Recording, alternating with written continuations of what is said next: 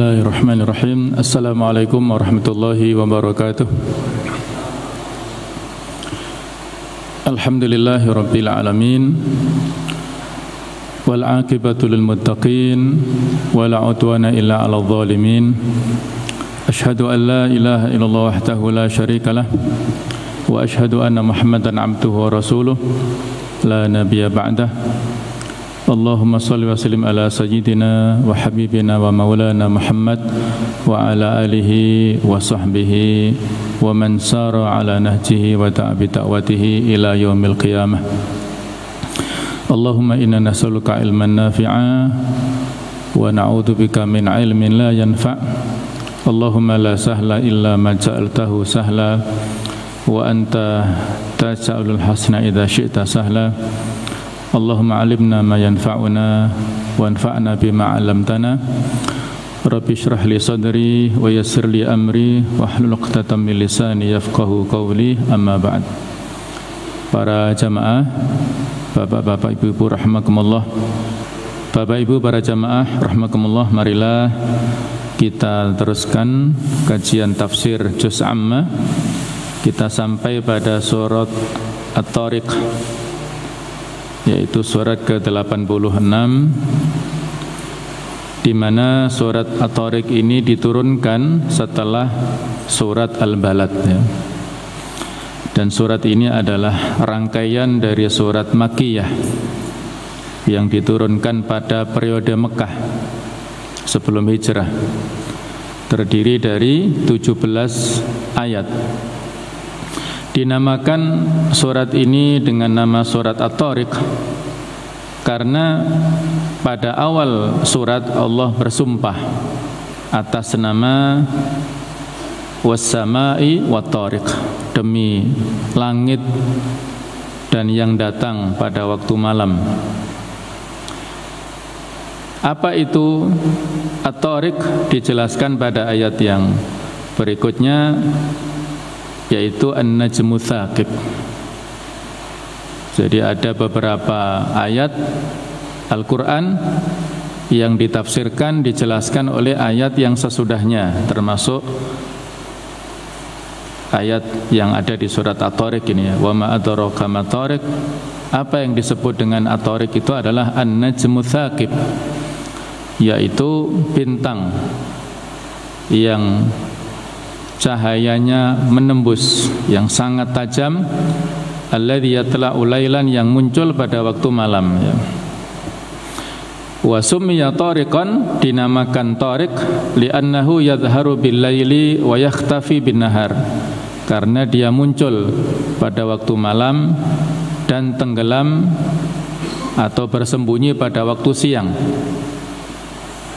Jadi kata-kata At-Tariq itu adalah dinisbatkan kepada alladzi yaji'u lailan, kepada yang datang pada waktu malam. Bisa juga bermakna yang mengetuk dengan keras, karena biasanya pada malam hari pintu-pintu tertutup, pintu-pintu rumah, maka kedatangan seseorang ke rumah itu dengan ketukan yang keras. Ini secara bahasa, ya. Adapun secara istilah yang dimaksud pada surat At-Tariq ini adalah yaitu bintang yang sangat tajam atau yang menembus cahayanya dengan cahaya yang tajam pada saat malam hari ini. Jamaah sekalian, munasabah atau keterkaitan surat At-Tariq dengan surat-surat sebelumnya, bahwa dua surat yang sebelumnya, yaitu pada surat Al-Insyiqaq dan Al-Infitar, itu diawali dengan sumpah terhadap langit. Idza sama'un syaqqat di dalam surat Al-Insyiqaq, dan di dalam Al-Infitar idza sama'un fatarat. Maka pada surat At-Tariq juga sama, yaitu Allah bersumpah dengan langit.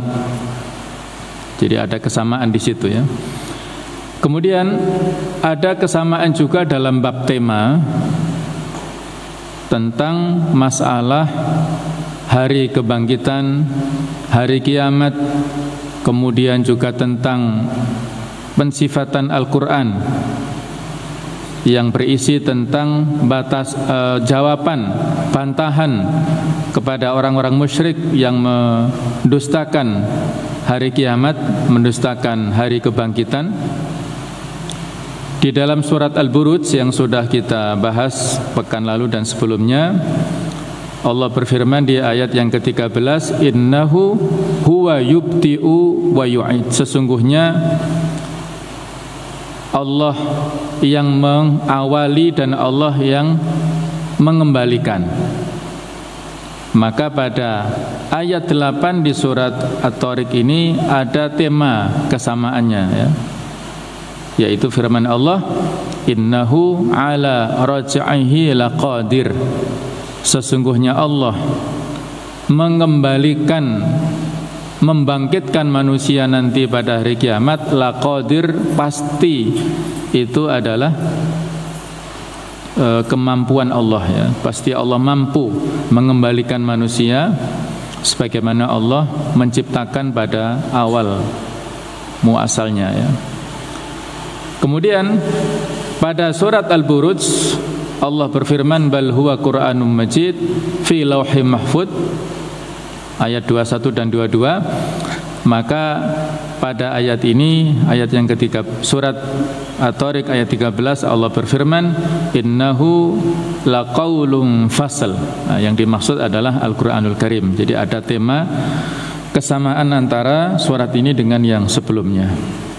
Adapun kandungan yang terdapat pada surat At-Tariq ini ada beberapa tema pembahasan yang sebagaimana pada umumnya bahwa surat-surat Makkiyah ini berisi tentang masalah keimanan kepada hari kiamat, keimanan kepada yaumul ma'ad, yaumul ba'ats, hari kebangkitan, keimanan kepada yaumul jaza, dan menetapkan penciptaan manusia dari yang sebelumnya tidak ada, kemudian ada, dan akhirnya manusia dimatikan oleh Allah dan kemudian dibangkitkan lagi nanti pada hari kiamat. Surat ini diawali dengan sumpah atas nama langit dan bintang-bintang yang bersinar pada waktu malam, dan bahwasanya setiap manusia itu diawasi, baik itu diawasi oleh Allah secara langsung ataupun oleh para malaikat sebagai utusan Allah yang diperintahkan untuk mengawasi seluruh gerak-gerik manusia, seluruh yang dipikirkan manusia itu diawasi oleh para malaikat. Ini ayat 1 sampai ayat yang keempat. Kemudian ayat yang kelima dan 8 itu Allah menjelaskan tentang dalil, tentang kedatangan hari kiamat dan kemampuan Allah Ta'ala untuk membangkitkan manusia nanti sesudah kematian, serta menjelaskan tentang kefanaan penciptaan ataupun tidak kekalnya, ya, manusia di dunia ini, dan proses penciptaan manusia sejak awal sampai kemudian dia meninggal dunia. Kemudian pada ayat 9 sampai ayat 10 ini menjelaskan tentang kashful asrar fil akhirah, diungkapkannya segala macam rahasia nanti di akhirat secara keseluruhan tentang apa yang telah dilakukan oleh manusia di dunia ini, diadili oleh Allah dengan tanpa ada kezaliman sama sekali, sehingga manusia yang kafir tidak ada penolongnya sama sekali, tidak memiliki kekuatan untuk menolak segala macam peradilan Allah Ta'ala nanti. Ini ada pada ayat 9 sampai ayat 10. Dan di akhir surat ini Allah menyampaikan tentang sumpah kepada langit, ya, terhadap langit, kemudian terhadap bumi, dan tentang kebenaran Al-Qur'anul Karim yang memberikan hukuman ataupun memberikan keterangan yang jelas, yang detail, menjelaskan tentang hak dan batil, dan memberikan ancaman kepada orang-orang kafir. Tentang fadilah surat ini ada di antaranya beberapa riwayat bahwa surat ini pernah dibacakan oleh Rasulullah SAW kepada Bani Thaqif, yaitu orang-orang Taif. Ada salah seorang sahabat yang bersaksi beliau ini sebelumnya kafir kemudian masuk Islam, ya. Namanya adalah Khalid ibnu Abi Habal al-Adwani. Suatu saat beliau melihat Rasulullah SAW berada di pasar Thaqif, yaitu yang ada di Taif. Pada saat itu beliau berdiri sambil membawa busur atau tombak untuk minta perlindungan kepada mereka, ya. Maka sahabat ini yang sebelumnya saat itu masih kafir mendengarkan Rasulullah membacakan surat At-Tariq ini, was-sama'i wat-tariq, sampai selesai. Maka saat itu walaupun si Khalid ibnu Abi Habl ini masih dalam keadaan musyrik, mengatakan fawa'aituha fil jahiliyah, saat itu aku bisa memahaminya. Jadi karena dia orang Arab, faham dengan bahasa Arab, ya. Walaupun masih dalam keadaan jahiliyah, belum masuk Islam, dia bisa memahaminya, bahkan bisa menghafalkannya. Pada saat itu dia masih musyrik. Tsumma qara'tuha fil Islam, kemudian aku membaca surat ini pada saat aku sudah masuk Islam. Jadi dia pada saat mendengar pertama-tama di Taif dia masih dalam keadaan musyrik, kemudian dia mampu memahaminya dan menghafalkannya. Ini menunjukkan bahwa orang-orang Arab walaupun pada masa jahiliyah ini punya potensi hafalan yang sangat kuat, ya. Apalagi kalau sudah masuk Islam maka hafalannya semakin kuat. Ini menunjukkan atau menjadi bukti bahwa segala macam hadis ataupun ayat-ayat Al-Quran yang diterima oleh para sahabat kemudian dituangkan, disampaikan kepada para muridnya sampai kepada kita, ini adalah sebuah sanad yang bersambung, yang terpercaya, ya. Mereka punya hafalan yang kuat, yang tidak mungkin mereka berdusta ataupun berbohong mengatasnamakan Rasul, ya, mengatasnamakan agama, ya. Fada'atni Thaqif, maka orang-orang Thaqif memanggilku. Faqalu, mereka bertanya, madza sami'ta min hadzal rajul, apa yang kamu dengar dari laki-laki ini, yaitu dari Nabi Muhammad maksudnya. Faqara'tuha alaihim, maka aku membacakan kepada mereka surat At-Tariq ini. Faqala man ma'ahu min Quraisy, maka berkatalah orang yang bersama mereka dari orang-orang Quraisy, nahnu a'lamu bi sahibina, kami lebih tahu terhadap teman kami. Lau kunna na'lamu ma yaqulu haqqan lataba'nahu, seandainya kami dulu mengetahui apa yang dia katakan itu adalah sebuah kebenaran, pasti kami akan mengikutinya. Jadi kalau mereka mengetahui itu adalah sebuah kebenaran dan mereka mendapatkan hidayah, akan mengikuti dakwah Rasulullah SAW. Ini sebuah riwayat tentang salah satu fadilah atau keutamaan yang ada di surat At-Tariq.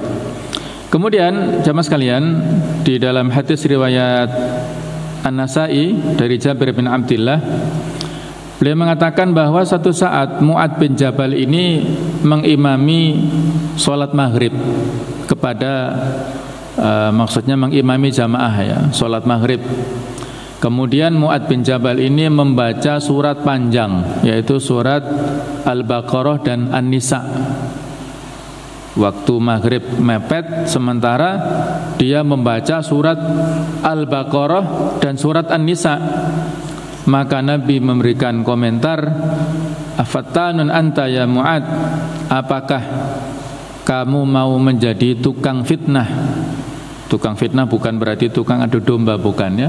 Apakah kamu mau memberikan cobaan, ujian kepada kaummu wahai Mu'ad? Maka yakfika an taqra, biwasama'i wa tariq. Tidakkah kamu cukup pada saat mengimami sholat maghrib membaca surat At-Tariq, kemudian membaca surat Asy-Syams dan yang semisal dengan itu? Artinya surat-surat yang tidak terlalu panjang ya, yang cukupan, karena memang sholat maghrib waktu di sholat maghrib sangat terbatas ya. Jamaah sekalian, di dalam paragraf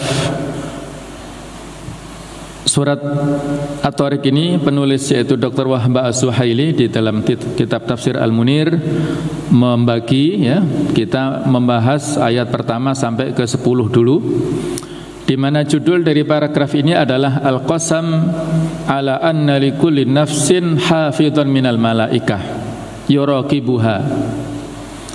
Sumpah bahwasanya setiap manusia, setiap jiwa ini ada penjaganya dari para malaikat yang selalu mengawasinya dan menetapkan tentang kedatangan hari akhir nanti ya. Mari kita baca ayat pertama sampai ayat 10 untuk menambah keberkahan majelis kita ya. A'udzu billahi minasy syaithanir rajim. Bismillahirrahmanirrahim. Was-samaa'i wat-tariq. Wa ma adraka mat-tariq. An-najmu ats-tsaqib. In kullu nafsin lamma 'alaiha hafidh. Falyanzuril insanu mimma khuliqa. Khuliqa min ma'in dafiq. Yakhruju min bainis sulbi wat taraib. Innahu ala raj'ihi laqadir. Yawma tublas sarair. Fama lahu min quwwatin wala nasir. Nah, cukup 10 dulu ya. Wasama'i wa tariq, demi langit dan yang datang pada waktu malam. Wa ma adraka ma tariq, tahukah kamu apa yang disebut dengan at-tariq, yang datang pada waktu malam itu adalah an-najmu tsaqib, yaitu bintang yang memiliki cahaya yang menembus, yang sangat tajam ya, sehingga bisa menembus kegelapan malam. In kullu nafsin lamma 'alaiha hafid, tidaklah setiap jiwa, setiap manusia melainkan memiliki penjaga, pengawas. Falyanzuril insanu mimma khuliq, maka hendaklah setiap manusia melihat terhadap apa yang diciptakan, dari mana dia diciptakan. Khuliqa mimma indafiq, diciptakan dari air yang terpancar. Yakhruju min baini sulbi wa taraib, yang keluar dari antara tulang rusuk atau tulang sulbi dan tulang dada. Innahu ala raj'ihi laqadir, sesungguhnya dia terhadap mengembalikan manusia itu pasti mampu. Yauma tublas sarair, pada hari di mana diungkapkan, ditampakkan segala rahasia. Fama lahu min quwwati wala nasir, maka tidaklah dia memiliki kekuatan ataupun penolong ya. Ini arti secara terjemah lafziyah ya, yang ada di ayat pertama sampai ayat 10 ya. Ada sebagian i'rab yang perlu saya jelaskan sedikit ya, bahwa di ayat yang keempat, in kullu nafsin lamma 'alaiha hafidh, yang masyhur sampai ke kita adalah lamma ditasydidkan, ada tasydidnya, sedangkan ada qiraah lainnya yang dihilangkan tasydidnya, yaitu lama. Maka kalau dibaca dengan tanpa tasydid maka huruf ma itu adalah tambahan, sedangkan in itu adalah mukhaffafatun minas tsaqilah, yaitu diringankan dari asalnya adalah inna menjadi in, dan isimnya atau semacam mubtada'nya itu dibuang, artinya sesungguhnya, ya. Arti asalnya adalah innahu.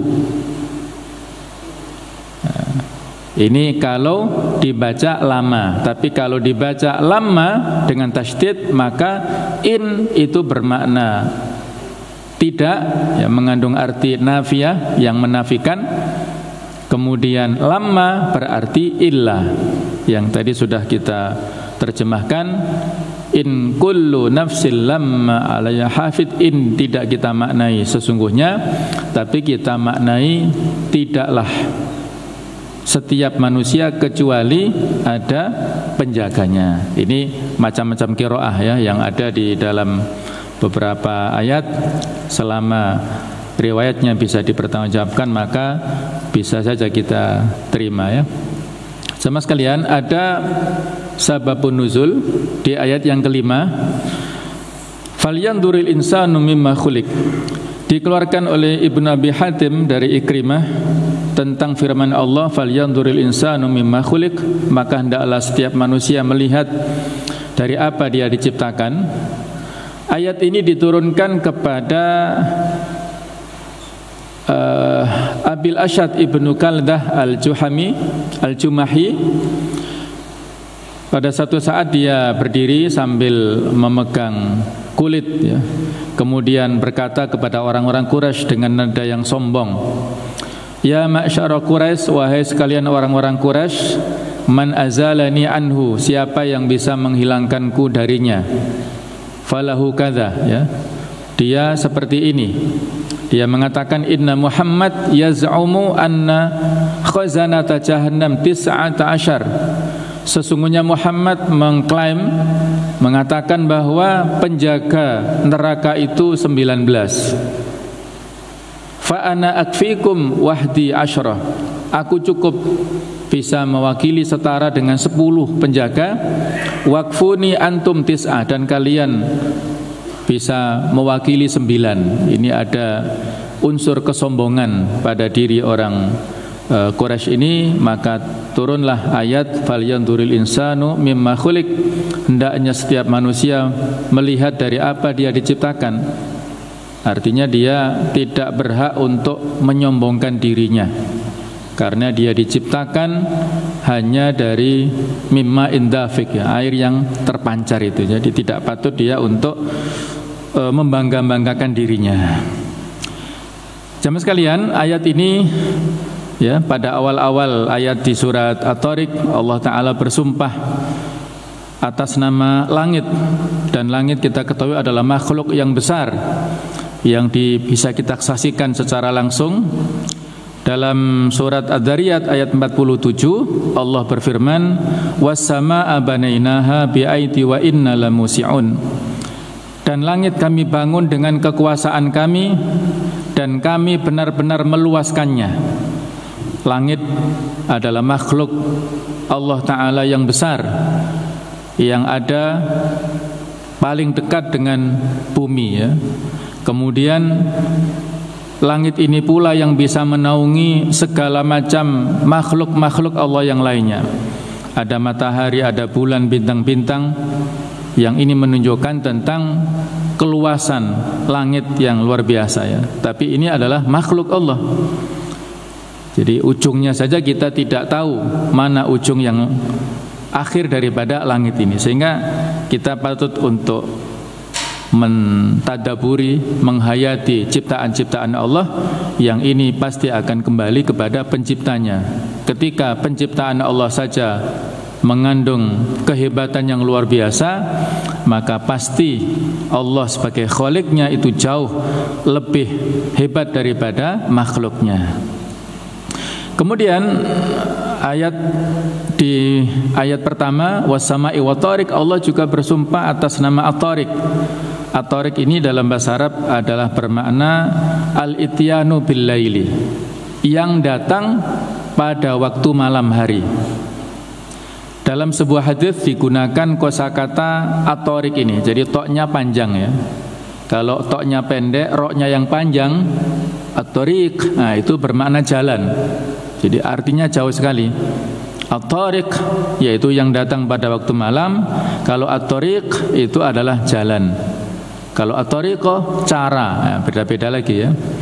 Ada sebuah hadis yang mengatakan idza qadima ahadukum lailan, kalau salah seorang di antara kalian datang pada waktu malam, fala ya'tiyanna ahlahu turuqan, maka janganlah sekali-kali mendatangi istrinya pada waktu malam-malam, hatta tastahiddal maghibatu, sampai dia mencukur bulu-bulu kemaluannya, watam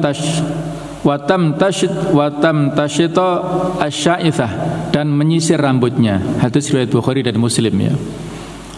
Ini maksudnya adalah bahwa zaman dahulu ya, belum ada alat komunikasi seperti sekarang ini. Ketika seorang suami musafir ya, meninggalkan rumah dalam waktu yang tidak sebentar, mungkin untuk jihad, perang, mungkin untuk berdagang dan yang lain-lain, maka janganlah dia mendadak kedatangannya pada waktu malam-malam ya. Karena kalau dia datang pada waktu malam-malam, istrinya belum sempat mempersiapkan dirinya dengan baik. Jadi disebutkan sebelum datang suami itu hendaknya istrinya mempersiapkan diri dengan baik, mencukur bulu kemaluannya dan menyisir rambutnya supaya suaminya datang dengan gembira. Nah, kalau datangnya mendadak sementara istrinya tidak sempat melakukan persiapan yang harusnya dia lakukan pada waktu siang hari ya, maka hendaknya jangan datang mendadak pada waktu malam. Ini berlaku dulu ya, kalau sekarang ada alat komunikasi, sebelum kita datang bisa memberikan berita kepada istri kita masing-masing. Ini relevansinya adalah penggunaan kata-kata turuqan ya, bukan yang lain-lainnya ya. Kemudian ada lagi hadis penggunaan kata-kata yatruku di sini. Naha Rasulullah SAW an yatruqar rajulu ahlahu lailan.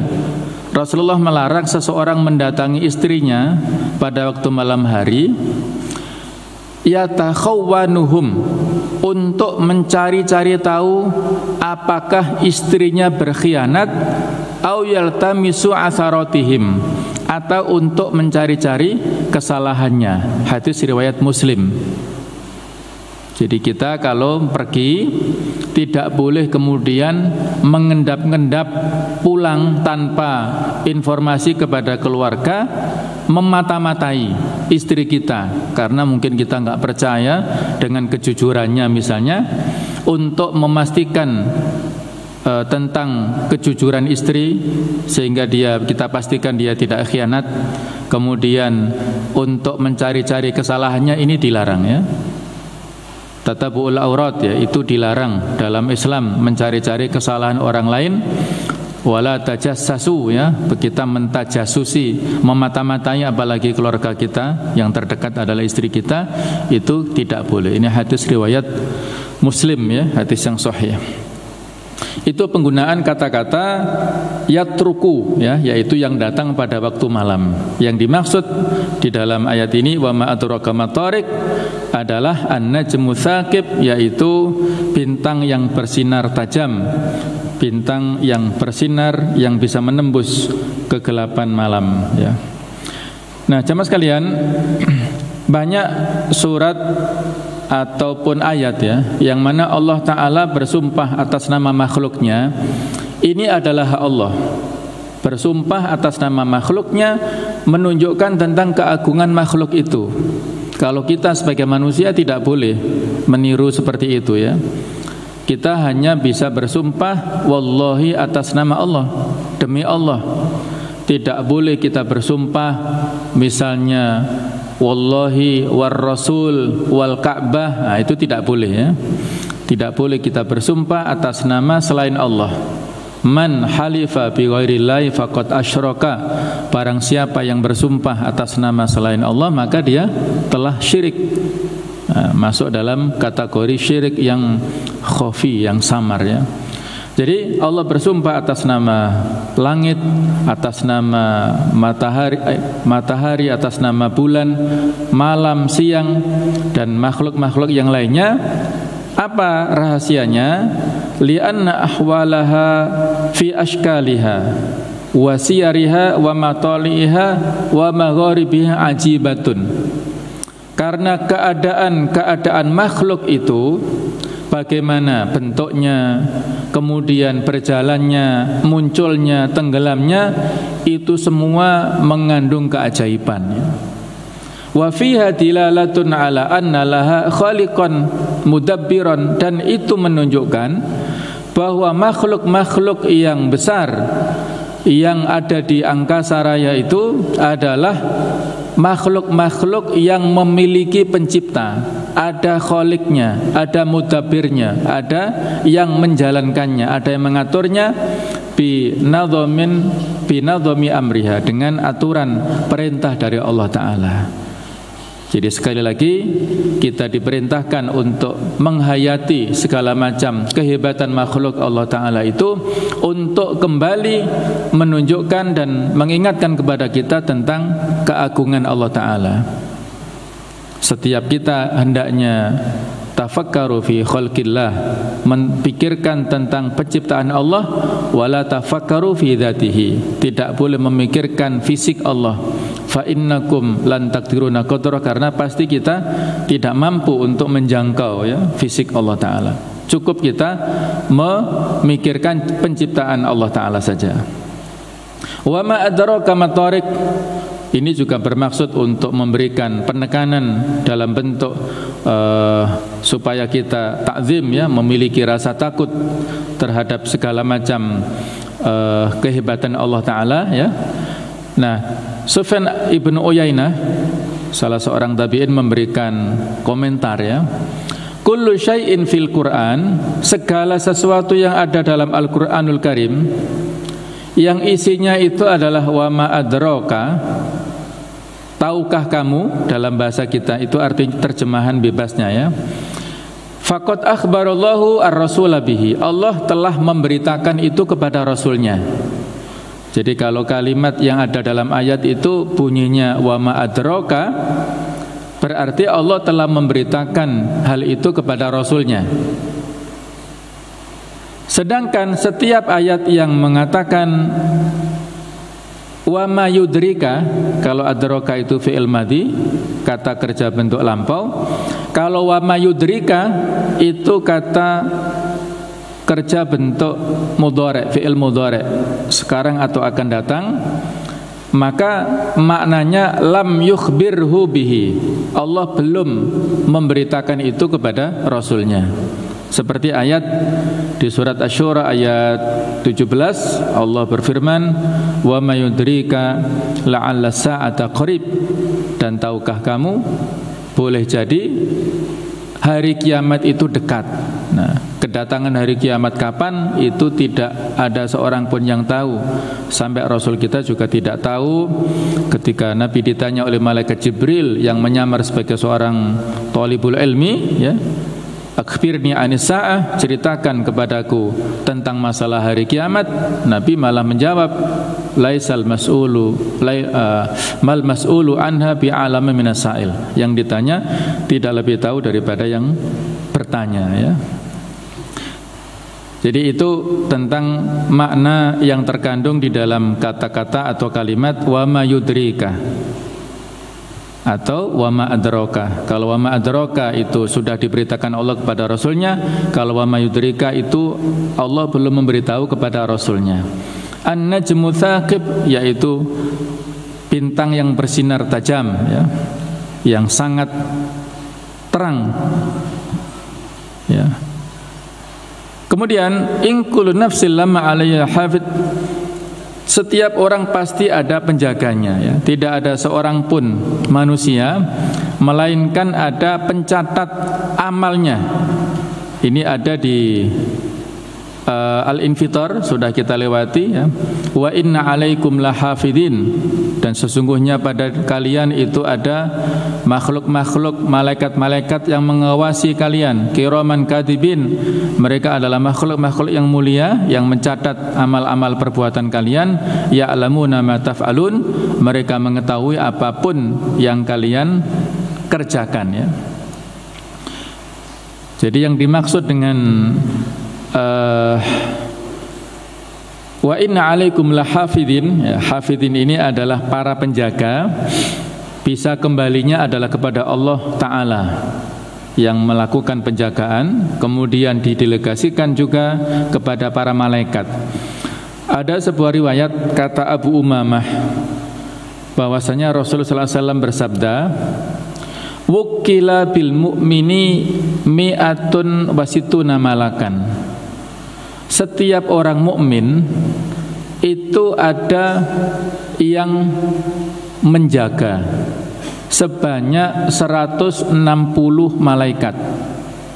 Yadzubuna anhu ma lam yuqtar alaihi. Mereka para malaikat ini menahannya sesuatu yang tidak mampu dia tahan, min dzalikal basar, dari penglihatannya. Jadi maksudnya setiap mukmin ya dengan rahmatnya Allah Ta'ala itu diwakilkan kepada 160 malaikat untuk melakukan proteksi penjagaan kepada orang ini ya, sehingga dia tidak melakukan hal-hal yang dilarang oleh Allah Ta'ala. Sab'atu amlakin yadzubuna anhu, ada 7 malaikat yang melakukan penahanan, maksudnya melarangnya. Kama yudzabu an qas'atil asal adzubab, sebagaimana ditahannya qas'ah, itu mangkok yang besar yang berisi madu, mau dikerubuti oleh adzubab, lalat-lalat. Jadi seolah-olah kita sebagai manusia ini diserang dari berbagai macam penjuru ya. Bagaimana bisa kita ilustrasikan di dalam hadis ini ya? Mangkok yang besar yang berisi madu yang manis, dan ada sekelilingnya itu lalat yang mau mengambil madu itu ya, mau mencicipi atau meminum madu itu, pasti berterbangan dari kesana kemari. Nah, malaikat ini menjaga seperti itu supaya tidak terminum madu yang ada di mangkok besar itu. Itu hanya ilustrasi ya. Walau wukilal abdu ila nafsihi tarfata ainin lakhtafathu syayatin. Seandainya semua manusia atau setiap manusia itu diserahkan kepada dirinya sendiri walaupun satu kejap saja, pasti dia akan disambar oleh setan-setan. Nah, sehingga salah satu doa kita adalah Allahumma la takilni ila nafsi tarfata aini. Ya Allah, janganlah engkau biarkan, engkau serahkan diriku kepadaku sendiri walaupun sekejap. Jadi jangan sampai kita dibiarkan oleh Allah. Kalau dibiarkan, maka ini akan langsung disambar oleh setan-setan yang itu permisalannya seperti lalat tadi yang mengerubuti madu yang ada di mangkok itu. Pasti ganas sekali ya. Setan ingin menghancurkan, menyesatkan kita. Maka dijaga dengan izin Allah Ta'ala oleh para malaikat yang mereka itu adalah tunduk dan patuh atas perintah Allah Ta'ala. Nah, inilah hal-hal yang harus kita syukuri bersama ya. Maka seandainya kita merasa selalu diawasi, kita memiliki sikap muraqabah ya, selalu terawasi, dipantau oleh Allah Ta'ala, maka insya Allah dalam setiap ucapan kita, setiap perbuatan itu akan terkontrol ya, tidak akan berani melakukan macam-macam. Ya, seandainya kalau kita tahu ada di ruangan CCTV ya yang merekam tingkah laku kita, maka kita akan waspada ya, ada pengawasnya. Nah, sehingga kalau ada orang yang melakukan kemaksiatan, itu berarti dia lebih berani kepada malaikat, lebih berani kepada Allah daripada kepada CCTV. Kalau CCTV saja ya takut bisa menahan diri, ini jauh pengawasannya lebih detail nanti ya, ada rekamannya di akhirat nanti secara detail. Maka inilah kadang-kadang karena kita memiliki sifat lupa ya, sehingga akhirnya tidak takut dengan pengawasan dari para malaikat itu ya. Termasuk adalah hati kita masing-masing ini diawasi oleh Allah Ta'ala, oleh para malaikat itu, dan nanti ada perhitungannya ya. Innallaha katabal hasanat wassayyi'at. Allah menuliskan semua kebajikan dan keburukan kita. Kemudian penjelasannya adalah faman hamma bihasanatin. Kalau ada orang yang ingin melakukan kebaikan satu saja, falam yamalha, kemudian ada halangan dia enggak jadi melaksanakan, katabahallahu indahu hasanatan kamilah. Walaupun belum dilaksanakan, Allah menuliskan satu balasan kebaikan yang sempurna. Wa in hamma biha, kalau dia ingin melakukan kebaikan fa'amilaha, kemudian dia laksanakan kebaikan dengan ikhlas karena Allah, maka katabahullahu azza wa jalla indahu asyra hasanat. Allah melipat gandakan menjadi 10 balasan kebaikan ila sab'ati mi'ati dhi'fin, sampai 700 kali lipat balasannya, ila ad'afin katsirah, sampai berlipat ganda. Kebalikannya wa in hamma bisayyi'ah, kalau kita ingin melakukan keburukan, dalam hati ada niatan untuk buruk, falam ya'malha, kita tidak jadi melakukan keburukan karena ada pengawasan tadi ya, kita enggak jadi, katabahullahu indahu hasanah kamilah, maka Allah membalasnya dengan kebaikan yang sempurna. Wa in hamma biha fa'amilaha, kalau kita punya niat yang buruk kemudian kita laksanakan, katabahullahu sayyi'atan wahidah, maka Allah hanya membalas satu kali kejahatan, dosanya hanya satu saja ya. Ini menunjukkan rahmat Allah bagi kita semua. Ini hadis sahih Bukhari Muslim ya. Mudah-mudahan dengan motivasi hadis seperti ini akan bisa menjadikan kita semangat untuk melakukan kebaikan, minimal niat baik ya, niat baik, keseriusan azam yang baik. Kalaupun tidak jadi kita laksanakan, sudah tertulis kebaikan pahala itu untuk kita semuanya. Demikian kurang lebihnya, mohon maaf, dan atas segala kekurangan ya saya mohon maaf. Mudah-mudahan ada manfaatnya. Kita akhiri dengan kafaratul majlis. Subhanakallahumma bihamdika asyhadu an la ilaha illa anta astaghfiruka wa atubu ilaik.